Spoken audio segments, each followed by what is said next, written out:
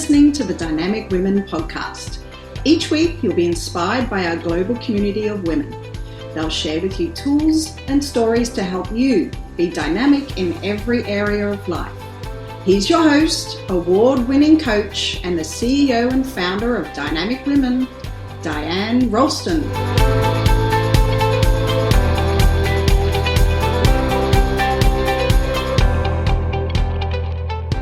Lovely Dynamic Women, and welcome to the Dynamic Women podcast. I'm Diane Rolston, your host, and as usual, I'm excited to be here, except today's topic is going to be a little bit harder for me to cover. So in part one, I talked about, are you taking enough chances? And talked about the three different factors and really gave you the story of how I came to be in BC, Canada. I did it for love. And today I'm going to talk about the price that you pay for what you want. So it's about taking chances, right? And I shared my story of moving to Vancouver and the wonderful things, all the good things, yay, that happened as a result. But today I am going to share that you can pay a price for what you want, especially when you want two different things. So when I took a chance to go to Vancouver, I didn't realize that I would be sacrificing so many other things that I wanted, right? I was younger, I was more carefree, I was just moving out here with my boyfriend at the time. So there wasn't a lot of kind of infinite life decisions that I felt like I was making at the time. And I even said, I give you 5 years, and we've been here about 12 years now. So I didn't realize I'd be sacrificing these things. And I'll go through a little bit more of kind of why I got to this point. So things that I'm sacrificing are Sunday dinners with my parents, just popping by to friends and family in my hometown, grocery shopping with my mom, helping out and receiving help with my 2 kids. My kids growing up with aunts and uncles and cousins, having 2 sets of grandparents around my kids all the time. You see, I didn't grow up with grandparents. Mine were in England. And so I was quite jealous as I grew up with my Italian best friend and seeing all the things that she was doing with her family. And I didn't get any of that. At Christmas time, the only extended family that we had ended up being boyfriends that I would bring to Christmas. And so for me, the experience was always familiar and small. And eventually my brother brought his girlfriend around who became his life partner. And so things got a little bit different, but always the same with these small family. And really, I'm now doing the same thing to my kids by having them in BC with family back in Ontario. So every time I return from seeing my family in Ontario, because I bring my kids back, about 3-4 times a year, I always shed a few tears. It's so hard to say goodbye. Sometimes are easier, like when I can book that 6 a.m. flight or 7 a.m. flight because we leave so early in the morning. But these were times before my dad had cancer. So before I get into full-blown tears here, I ask you, are you paying the price for a decision that you made for what you want? And are you torn between 2 things that you really want? Like me, in this position that I'm in. So what could be some decisions that you are facing or some places that you might be? So here's some examples. Maybe you're marrying a guy, like the perfect guy, but he doesn't want to be a dad, but you want kids. How about starting your own business, but needing to stay in your job for the great benefits for your family or to allow your spouse to stay at home? How about wanting a 3rd child, but also wanting the freedom of the kids getting older? Maybe it's about scaling your business for more success or selling your business to have more freedom. Maybe you want to buy a house for a great backyard. Or maybe you want to get the cabin, by the water or have some extra money to go on vacation. There are tactics to be able to get clear on picking one over the other. And today I want to share solutions of when you feel like I can't seem to pick between the two. So what should you do? And what do you do in this situation normally? So here's factor one. You cannot have two complete opposites.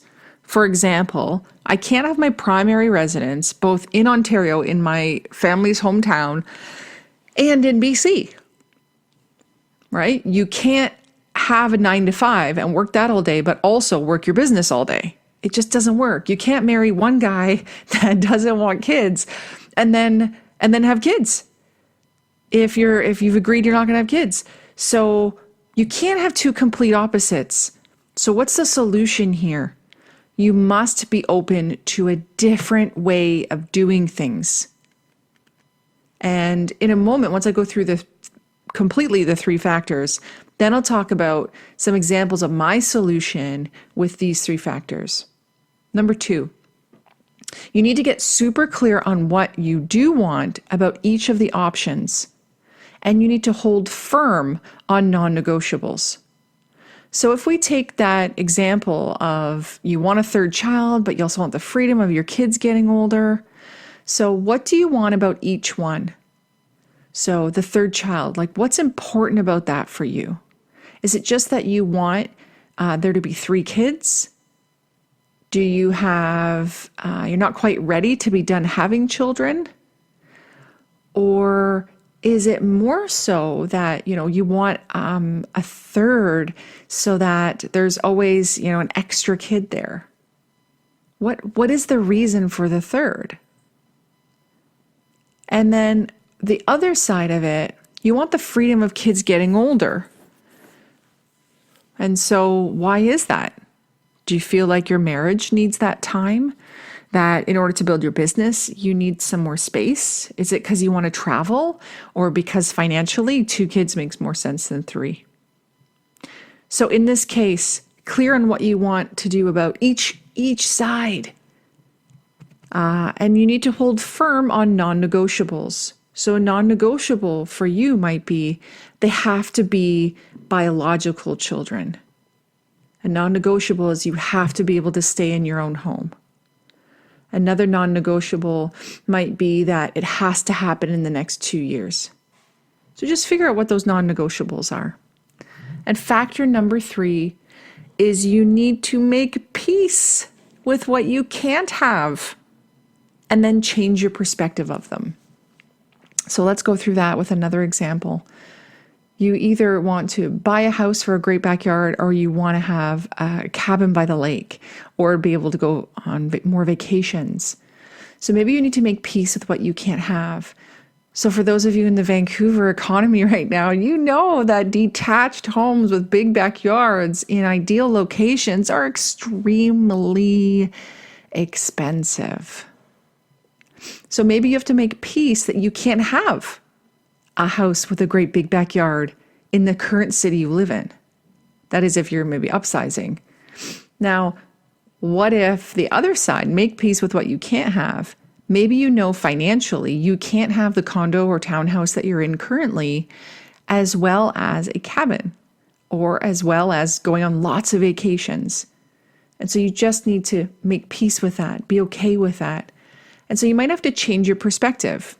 And so actually for me, I was always wanting a really big house with a great backyard, but I really want to stay where I am in the city I'm living in with the support system I currently have. And so I needed to change my perspective of my home. So yes, it's not what I originally thought. And that's another thing that I'm actually giving up because the economy where my family lives, I'd be able to afford a mansion, homes that are over $1 million there, which is what my place is worth. You can get a pool and 2-car garage on a cul-de-sac, like gorgeous, top of the line, everything. Very, very different way of life. And so I needed to change my perspective. Like I should be blessed that Friday nights we get to go up Cypress Mountain and go skiing. And I should feel happy that I actually have a home. I don't know how many friends I've had, and they go into bidding wars and they get disappointed every single time. And they're now spending hundreds of thousands over what they wanted to spend just to get into the market. And so I have to be super grateful with where I currently am at. So those three factors: be open to different ways of doing things, be clear on what you want about each one and hold firm on those non-negotiables, and make peace with what you can't have. Just change your perspective of them. Those are the three things that you need to do when you are stuck between these, a rock and a hard place sort of thing. So what's my solution to this? I'm so torn. I want my kids to grow up with grandparents, but I also want to live in Vancouver, and I also want to honor my husband, who loves being in the mountains and mountain biking and skiing and snowboarding, and then having the freedom of going down by the water.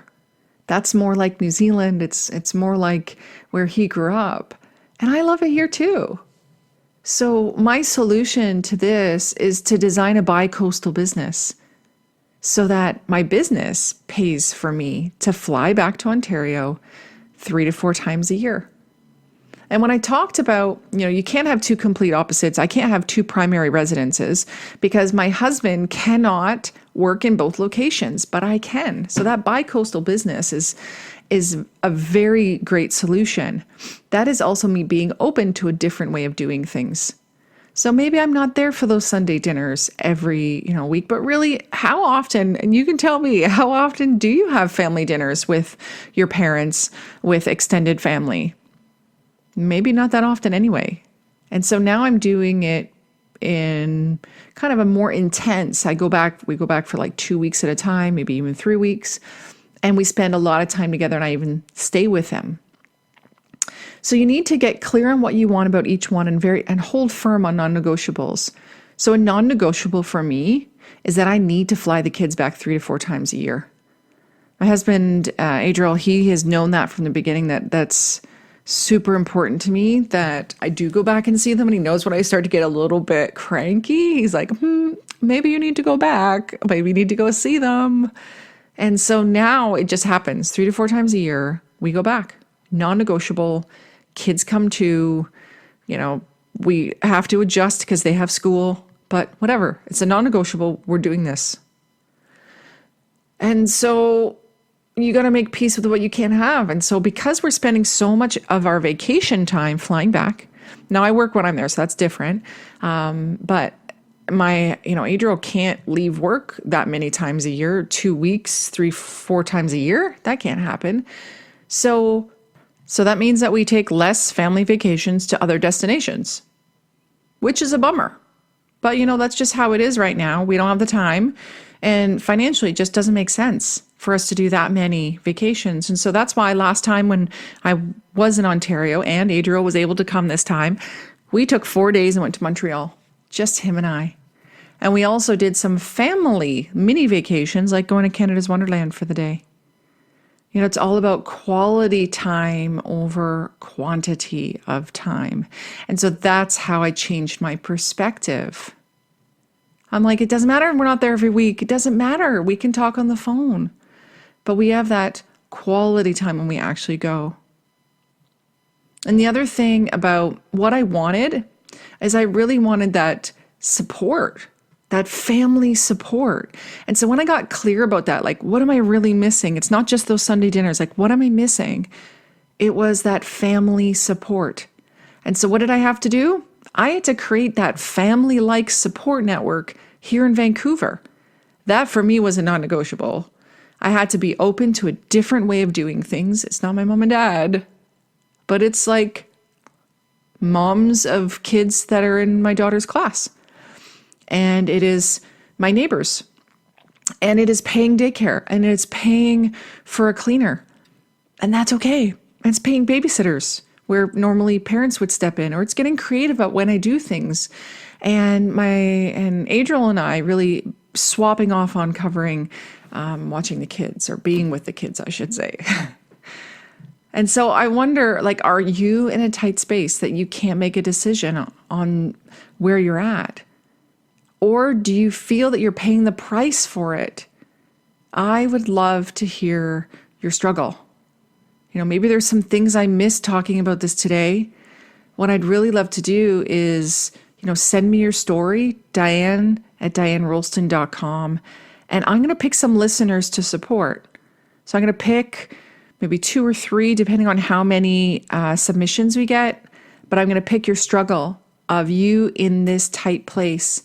I'm going to, if you tell me what the dilemma is, tell me the price you're paying, tell me what you really want, tell me, what kind of solution you're wanting me to help you get to, and I'm going to support you. I'm going to choose a few listeners to support, and so maybe it's going to be yours. You never know, but you're only going to get that opportunity if you reach out to me. So reach out to Diane@DianeRolston.com. And so I'm gonna cut us there. I know that there's so much more to say around this topic, and I'm gonna save that for when I get to actually work with you. And could I ask something? Could I ask you, if you haven't yet, to go and review the Dynamic Women podcast so that more wonderful people like you, real and raw and honest, stories, experiences, and then tried and tested solutions to get them ahead. If you'd review us, I'd be so appreciative. So until next time, everyone, please stay dynamic. Bye. Thank you, Dynamic Women, for joining us today. Please hop on over to iTunes to subscribe and leave us a review. Who do you know who needs to hear our message? We'd love it if you'd share our channel with your friends and family. If you're ready to be more dynamic, have more balance and more success, head over to www.dynamicwomenclub.com/free gift for your Key to Success book. Stay dynamic.